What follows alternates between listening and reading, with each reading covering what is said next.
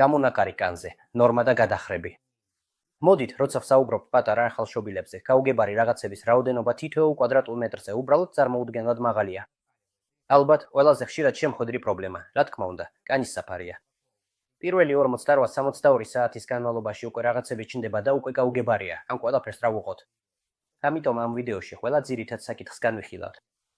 მოდით, პირველი, რაც შეიძლება დავინახოთ პატარა ახალშობილთან, ეს არის ახალშობილთა აკნე.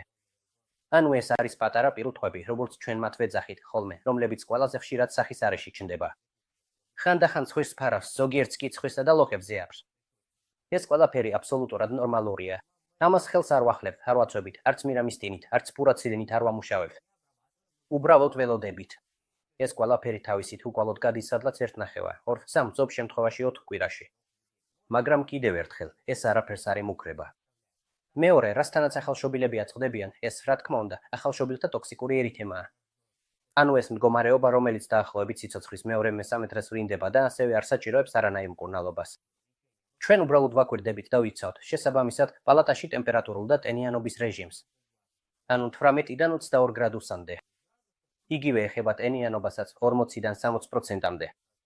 ასე ჩვენ მინიმუმამდე დავიხვანთ კანის ინფიცირების რისკის ფაქტორს.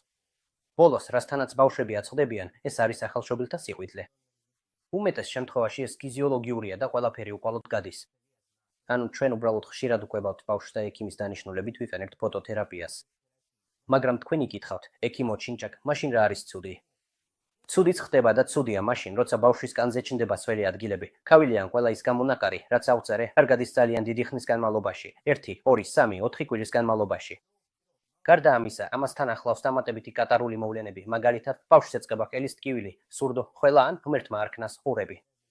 აი, როდესაც გამონაკარი თან ერთვის რაიმე სახის მწვავე რესპირატორულ, ვირუსულ პათოლოგიას, ეს ყველაფერი სიგნალია იმისა, რომ დაუყოვნებლივ უნდა გამოვიძახოთ ექიმის სახლში.